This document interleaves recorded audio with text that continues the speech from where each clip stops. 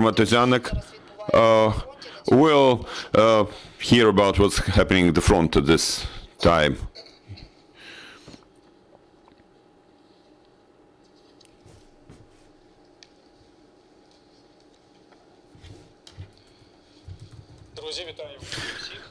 Good afternoon, dear friends. Traditionally, I am to share with you information about the military aggression of Russia against Ukraine, information as of noon today, 2nd of May. So, the enemy continues its offensive operation in the eastern area of operations. In virtually all directions, the aggressor has been firing intensely. The highest activity of the occupier is seen like it was in the recent weeks in Slobozhanщina and Donetsk directions.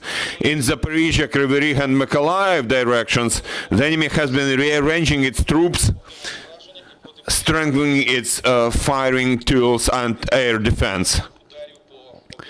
The enemy actively engages for rocket and bomb strikes against targets in Kharkiv, Donetsk and Zaporizhia Oblast. It's tactical aviation. The total number has been 39 sorties. Now, brief information by direction.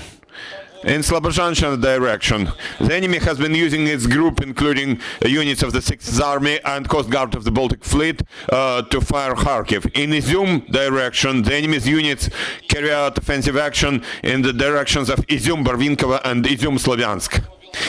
In addition, in Belgorod Oblast, the enemy has been trying to accumulate reserves to launch combat action in eastern area of operations. In Donetsk and Tavria directions, Russian group from so-called 1st Armed Corps, 2nd Armed Corps, 2nd Army, 8th Army and 58th Army of the southern military districts carry out offensive action and firing almost along the whole front line. In Donetsk direction, the enemy has focused its main efforts to take full control of over Rubizhny and Popasna. The enemy has also been trying to advance towards Liman and Siversk. To the north of Slavyansk, the enemy conducted some reconnaissance of Ukrainian positions using UAVs. Near Mariupol, the enemy has been increasing its radar activities. In Tavria direction, the enemy has been rearranging its units, increasing its firing capacity, and doing engineering fortification of its positions. In southern Bukh direction, the enemy has been using units from 8th, 49th, 58th Army, as well as 22nd Armed Corps, to carry out combat action in order to improve its tactical position. Also continues firing against Ukrainian positions. The enemy is also trying to reach the administrative boundary of Kherson Oblast and has been looking for weak points in our defense. In Volyn, Polissa and Siversk directions, there have been no significant changes during the day. In the parts of Bryansk Oblast neighboring Ukraine, the administrative, policing and counterintelligence activities have increased.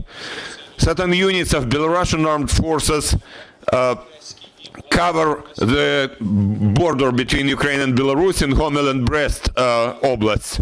We cannot exclude that there will be some demonstrative and provocative actions along Ukrainian border. Also, there is still a threat that Iskander missiles will be used from the territory of Republic of Belarus to hit targets in Ukraine and to fire the infrastructure neighboring the border. Black Sea and Sea of Azov areas of operations. Russian ships now present in Black Sea and Sea of Azov continue rocket strikes against the territory of Ukraine. They implement assignments to isolate the combat area, reconnaissance and fire support for their occupational forces. I have to say that as of today in Black Sea there are now 3 ships that carry Caliber cruise missiles, and their total launch capacity is up to 20 rockets. In the meantime, Ukrainian armed forces continue causing significant losses to Russian occupants. Just yesterday, air defense units of Ukrainian air forces downed 10 Orlan-type UAVs of the enemy. In Donetsk and Luhansk Oblast, during the last day, our brave warriors repelled 10 attacks, destroyed 2 tanks, 17 artillery systems, 38 armed fighting vehicles, and 10 cars and trucks of the enemy. Also this morning, near the island of Zmyny, Snake Island, Bayraktar TB2 tactical UAV has destroyed 2 Russian boats of Raptor type. The total combat losses of Russian invaders from 24th of February until today are shown on this slide. That's basically all information I have at the moment. Keep calm, believe in Ukrainian armed forces. Glory to Ukraine, glory to heroes. Thank you, Mr. Motuzyanyk. Dear colleagues, you can ask your questions. Please raise your hand and please use the microphone. Thank you. May I ask a question in English? What is the status of this city of Mariupol now? Is it lost for the time being to the Ukrainian armed forces, or do you have hopes of retaking the city?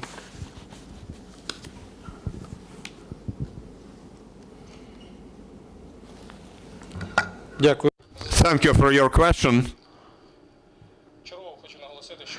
I'd like to emphasize again that the situation in Mariupol is very difficult, extremely difficult. Occupiers continue blocking our units around Azovstal steel factory. They are blocking humanitarian corridors. The only thing is there have been certain arrangements to arrange a corridor for evacuation today. Mostly the city is under control of Russian armed forces. Russian troops commit crimes there.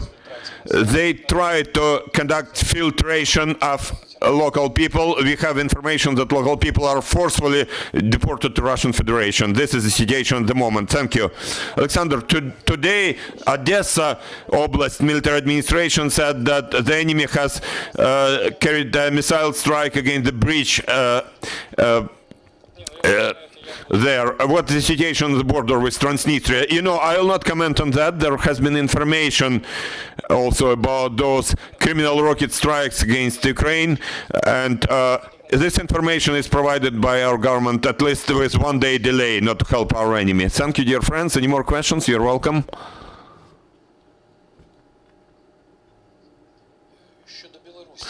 Now, the question about Belarus. Do you see further supply of Russian weapons and some movements in territory of Belarus? Is there a threat from that direction? The threat from that direction has always been there. As you know, Russian army makes full use of the Republic of Belarus as its base for assault against Ukraine. That's why Russian units have managed to get to outskirts of Kyiv so quickly. Now there are Russian troops there, several battalion tactical groups. Some of them have been moved to replenish personnel and equipment after getting from Kyiv and Chernihiv oblasts. They're moved to Ukraine, to Russia, to replenish their losses, Part of Russian units are still there. They carry out some demonstrative actions, trying to prevent our units from moving to other more difficult directions. There is still a threat at the moment. There is still a threat of rocket strikes and some demonstrative actions, but we monitor the situation, we watch attentively to be able to timely respond to any changes in the situation there. Now the enemy has eastern area of operations as their goal. That's south of Ukraine and west of Ukraine. Luhansk, Donetsk Oblast, Kherson Oblast. These are the areas where the Russian army focuses its main goals in Ukraine for the nearest future. After that, depending on the changes in the situation, depending on whether the enemy manages to achieve any results, because, you know, at the moment they fail to achieve any strategic results, there are still heavy battles, and our brave defenders resist and keep the enemy from advancing across the whole front line. But we will see what will be their further actions based on the results in the east of Ukraine.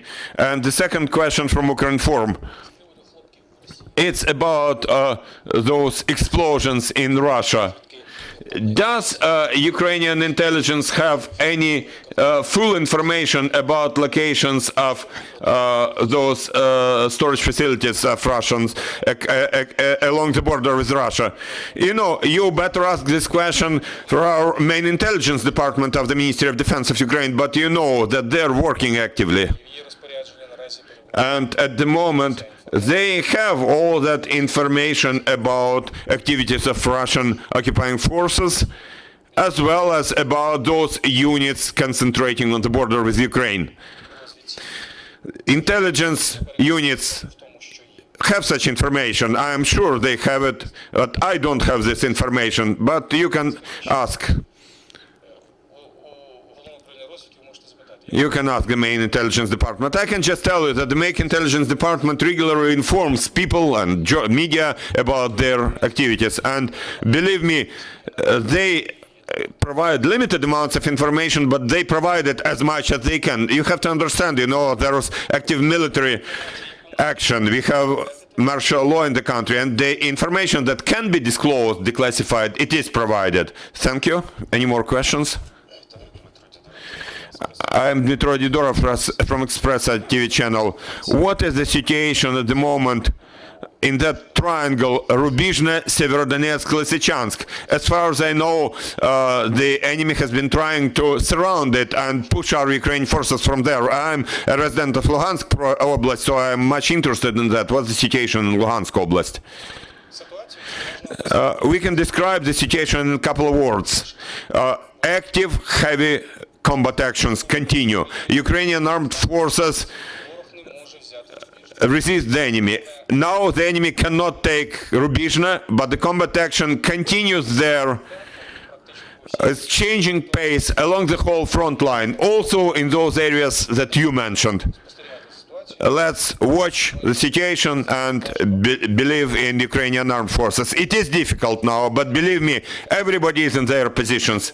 There is a strong group of forces which was defending Ukraine in the east for 8 years, so it will not be that easy and simple for the enemy to achieve their criminal goals. You're welcome. Thanks. Christina Lamb from the Sunday Times of London. I wanted to ask you a little bit more about the situation in the east. What do you think? Do you think the Ukrainian forces have the capacity to push back the Russians, or do you need more ability, more weapons and things to do that? And the second question was, next Monday is Victory Day in Russia. What are you expecting President Putin to do on that day?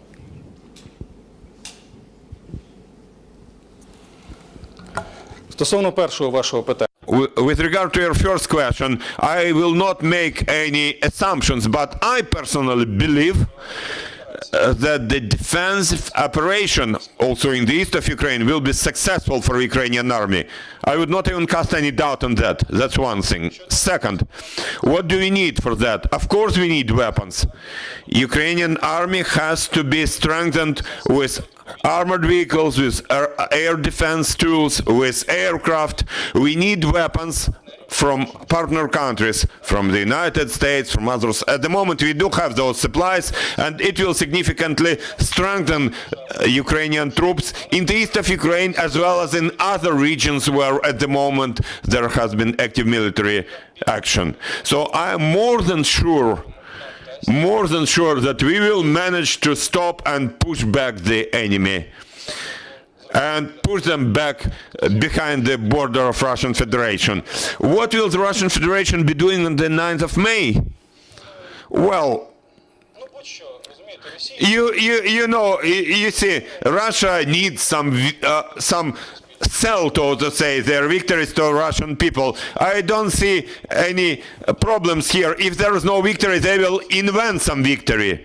You see, Russian Federation has this nice thing which is television. They may even be doing nothing but show something on TV. Any sort of propaganda, finds a good response in Russian people, in Russian population. What sort of victories can Russia have in Ukraine? Of course, they will repeat whatever they already said, that they have allegedly destroyed Ukrainian military industry, that they have destroyed Ukrainian air defense, whatever Russia has been saying by their press unit of the Ministry of Defense of Russia. Of course, they cannot report about those cities and villages which are under temporary control of Russian armed forces. There are those towns. It's difficult to imagine. Russia is an unpredictable country, They can invent whatever they want. Maybe they may say that, for example, those certain parts of Luhansk and Donetsk Oblast will be accepted to become part of Russian Federation. For example, they may announce that they are preparing to run a referendum in Kherson Oblast to also recognize certain territories as part of Russia. Whatever, whatever. We'll wait and see what will happen in Russia on the 9th of May. Thank you, Mr. Motuzyanyk. Any more questions? Richard Lloyd Parry of the Times newspaper of London. Just to follow up my earlier question, what are the prospects now for the Ukrainian armed forces in the Azovstal steel plant? Is their defeat and capture inevitable now that they are isolated, or are there any hopes for their relief?